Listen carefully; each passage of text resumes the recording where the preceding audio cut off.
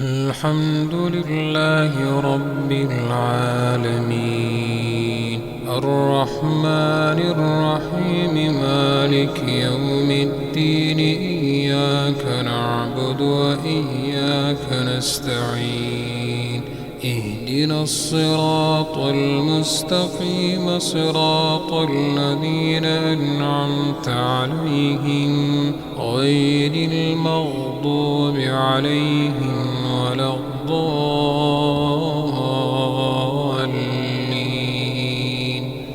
آمين.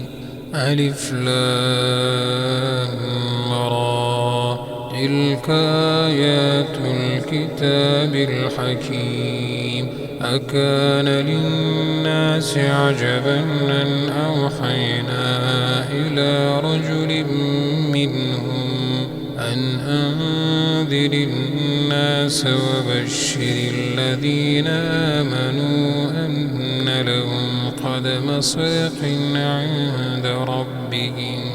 قال الكافرون إن هذا لساحر مبين. إن ربكم الله الذي خلق السماوات والأرض في 6 أيام ثم استوى على العرش يدبر الأمر ما من شفيع إلا من بعد إذنه ذلكم الله ربكم فاعبدوه أفلا تذكرون.